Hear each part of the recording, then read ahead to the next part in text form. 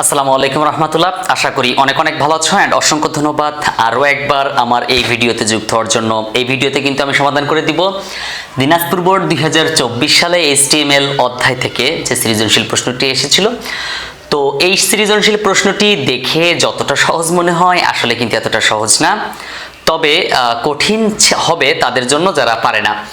দেখো এখানে প্রথমে একটা দৃশ্যকল্প আছে, তারপর একটা দৃশ্যকল্প আছে, দুইটা দৃশ্যকল্প আছে। টোটালি এই দৃশ্যকল্প দুটোকে সমাধান করতে হবে। তো আমি এখানে গ এবং ঘ লিখেছি প্রশ্ন, এবং ফুল লিখিনি কারণ এখানে বোর্ডে কিন্তু লিখলে জায়গা ধরবে না। তোমাকে যেটা বলি, তুমি আমার লেকচার শিটটা যদি নিয়ে থাকো তাহলে প্লিজ লেকচার শিটটা বের করে একটু প্রশ্নটা মিলিয়ে নাও। যদি না থাকে তাহলে এখান থেকে তুলে নাও, আমি যা বলি সেটা একটু শুনে শুনে লিখে নাও। ওকে, এখন ঘটনা হচ্ছে এখানে যে উদ্দীপকটা ছিল আমি একটু বলি। উদ্দীপকে তো দুটো দৃশ্যকল্প দেখতেই পাচ্ছ, এবং এখানে ক নাম্বার দৃশ্যকল্প যেটা HTML ট্যাগ কি, এটা হচ্ছে ক নং প্রশ্ন।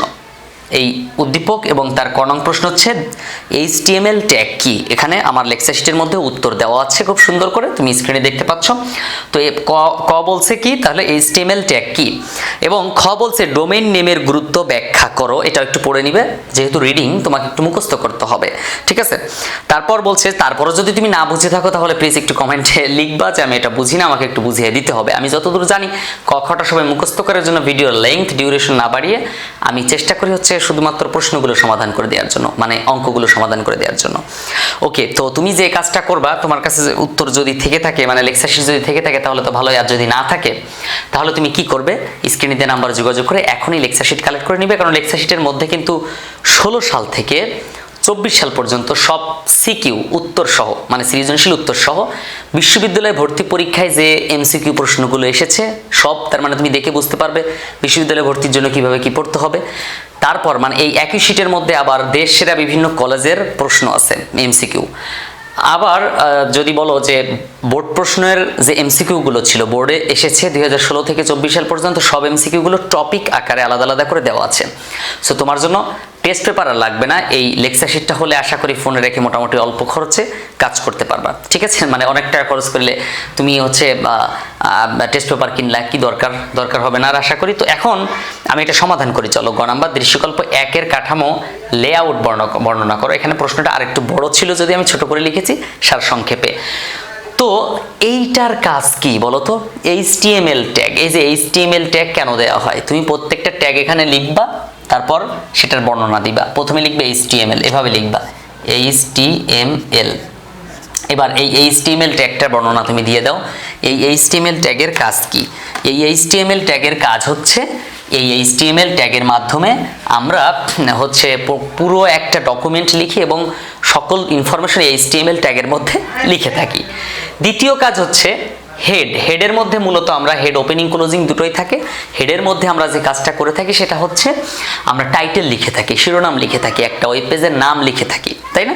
আচ্ছা, তারপরে তোমার প্রত্যেকটা বইয়ের মধ্যে, মানে যে কোনো লেখকের বইয়ের মধ্যে দেখবা এটা সম্পর্কে একটু বর্ণনা দেওয়া থাকে, আর আমার লেকচার শিটের মধ্যে তো আছেই, সো টেনশন কিসের। তারপরে হেডের কাজ গেল, টাইটেলের কাজ গেল। বডির মধ্যে আমরা মূলত সকল প্রকার কাজ বডির মধ্যে করে থাকি। কোন ধরনের কাজগুলো? স্পেসিফিক কাজগুলো বডিতে যেগুলো লেখা থাকে, মানে মূল ইনফরমেশনগুলো থাকে বডি সেকশনের মধ্যে। তারপর এভাবে আর কি তুমি একটু বর্ণনা করে দিবা, শিটের মধ্যে সুন্দর করে লেখা আছে। ওকে, এখন আমাদের এটা কাজ না, আমাদের কাজ হচ্ছে গ নাম্বারের এই সমস্যা নিয়ে সমাধান করা, ঠিক আছে। একটু নড়ে চড়ে বসো যেন হচ্ছে তোমার কষ্ট না হয়, ঠিক আছে, কারণ এটা একটু কিন্তু ভিন্ন রকম অঙ্ক, ঠিক আছে। Welcome to 2024 class ICT and ICT content 1 to 10, right.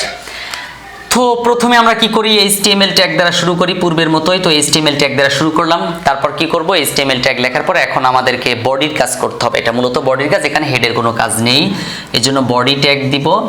ওকে, তারপর এটা কিন্তু কোনো টেবিল না, কিছুই না, তাহলে শুধুমাত্র লেখা, মানে এটা একটা প্যারাগ্রাফ আকারে বলা যায় যে এই পুরো ফাংশনটা, পুরো লেখাটা, ইনফরমেশনটা প্যারাগ্রাফ দ্বারা শুরু, প্যারাগ্রাফ দ্বারা শেষ, রাইট।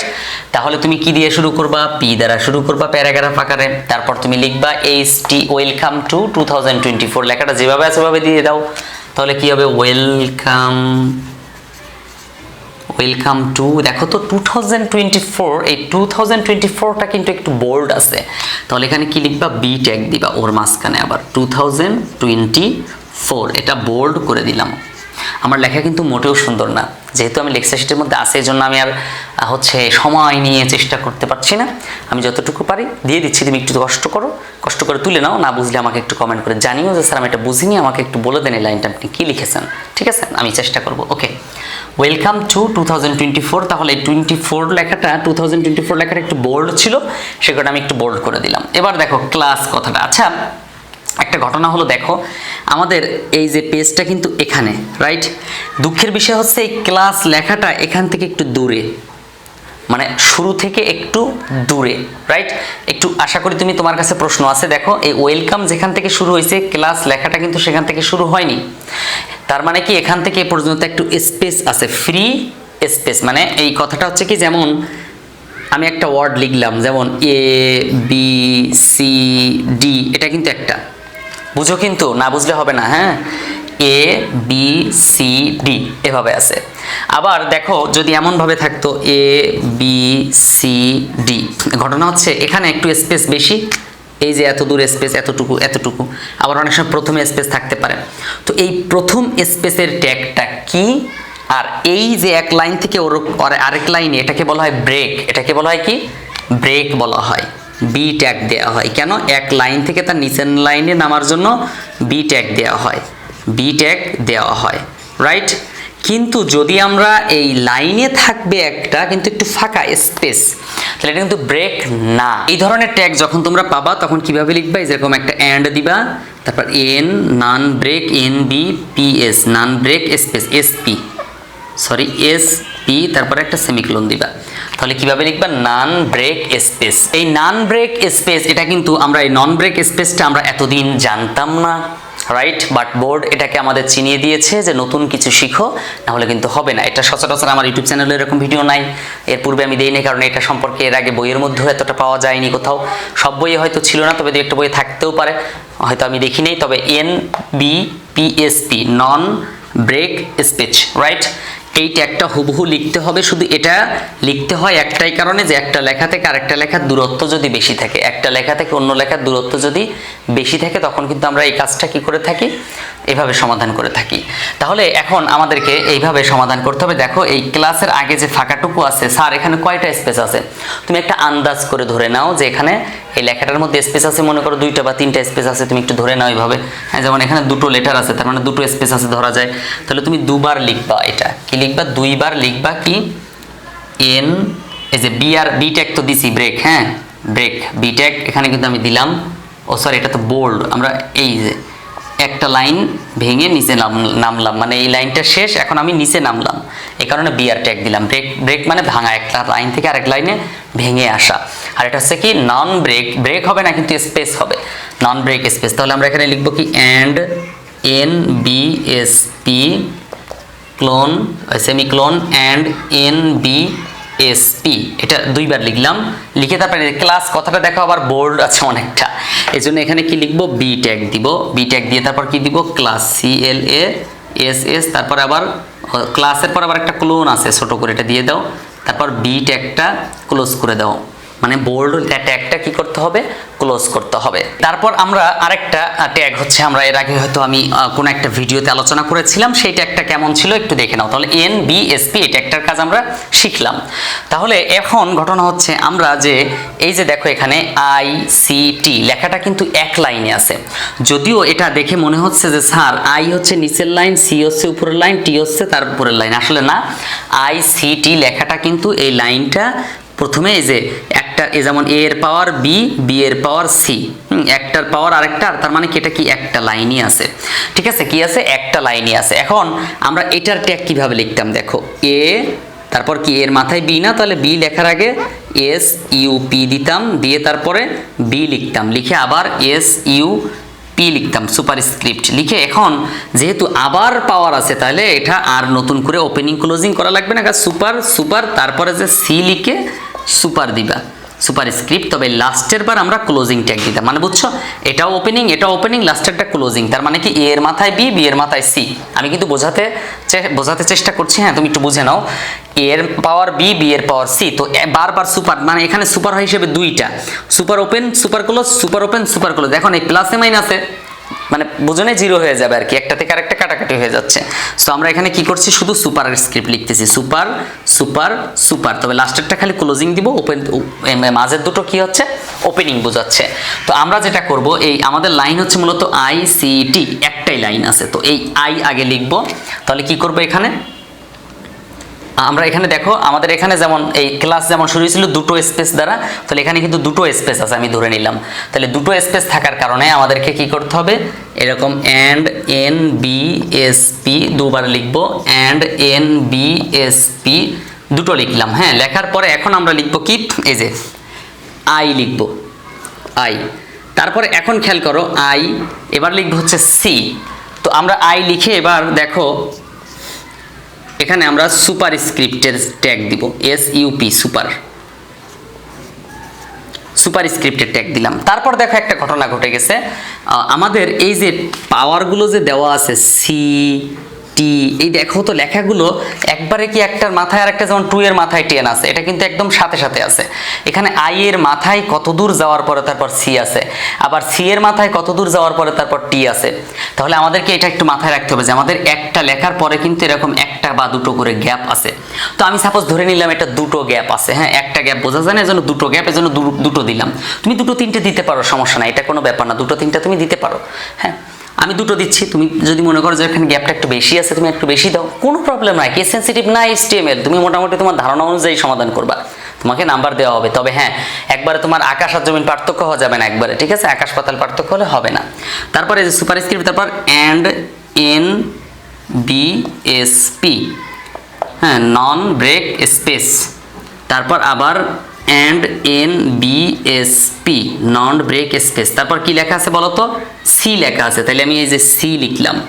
এবার এই সি লেখার পর তারপর আবার টি লিখতে হবে, সেম ভাবে এই যে সুপার স্ক্রিপ্ট ওপেন করছিলাম না, এখন এর পরে কি করব, সুপার স্ক্রিপ্ট লিখব।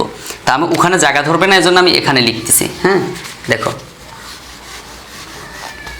কিভাবে, এই যে সেম SUP সুপার, ওই যে সুপার সুপার, তো একটা সুপার, এই যে একটা সুপার, হ্যাঁ, আর এই যে আরেকটা সুপার, তারপর সবার লাস্টে টি লিখে আরেকটা সুপার দেবো।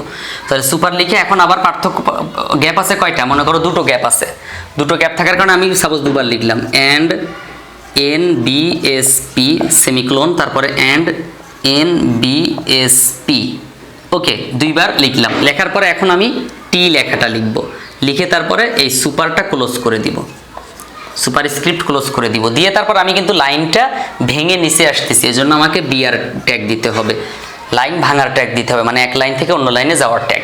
তারপর এবার ICT কন্টেন্ট এটা লিখবো, তাই লিখি IC, আমার আইটা অনেক হয়ে গেছে, CT কন্টেন্ট, হ্যাঁ, তারপর এক আছে, দেখো এক লেখাটা নিচে আছে, সো এই জন্য আমাদেরকে সাব ব্যবহার করতে হবে।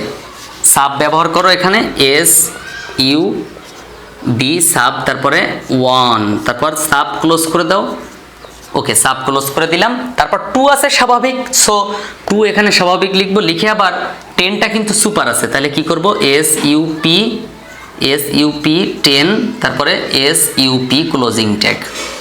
তারপর আমাদের দেখো এই পুরো কাজটা শেষ, তার মানে এই যে একটা প্যারাগ্রাফের কাজ এখন শেষ হয়ে গেল, এজন্য P ক্লোজ করে দিলাম। তারপর আমরা বডি ক্লোজ করব, BODY বডি ক্লোজ করব, তারপরে HTML ক্লোজ করব, HTML ক্লোজ করব। এই হচ্ছে আমাদের কাজ। দেখো একদম সহজই ছিল, তবে প্রথমেই কিন্তু বলেছিলাম এটা কঠিন, কারণ এখানে অনেক কিছু নতুন শেখার আছে, মাথায় রাখতে হবে এই ধরনের স্পেসগুলো। এটা আমি প্রথমে দেখে ভেবেছিলাম যে আমরা আসলে কি এখানে একটা দুইটা তিনটা লাইন করব, না, আসলে এটা একটা লাইন, একটার পাওয়ার আরেকটা, একটার পাওয়ার আরেকটা। তবে পাওয়ারের ক্ষেত্রে আমরা জানি পাওয়ার সবসময় মাথার উপরেই থাকে, একদম সাথে লাগানো থাকে, তবে ওখানেও যে স্পেস থাকে এটা আমরা কিন্তু বুঝতে পারতাম না। তাহলে এখন আমাদেরকে বোর্ড, দিনাজপুর বোর্ড কিন্তু চোখে আঙুল দিয়ে দেখিয়ে দিল প্রশ্ন কিন্তু এরকম কঠিন হতেও পারে। সো তোমাকে সেই প্রিপারেশন নিয়ে রাখতে হবে যেভাবে এগুলো সমাধান করা যায়। তুমি কিন্তু চাইলেই চেষ্টা করতে পারো আমার লেকচার শিট নিয়ে সমাধান করা, এইভাবে কিন্তু সব প্রশ্নের উত্তর পেয়ে যাবে। এবং তোমার স্ক্রিনে যে একটা ইউটিউব চ্যানেল দেখতে পাচ্ছ ওটা সাবস্ক্রাইব করে ফেলো, কারণ ওটা আমার অন্য একটা ইউটিউব চ্যানেল শুধুমাত্র ICT related, HSC ICT lecture চ্যানেলটার নাম। সো এই HSC ICT লেকচার, এখানে শুধুমাত্র তুমি ICT ভিডিওস আর অন্য কোনো ভিডিও পাবা না।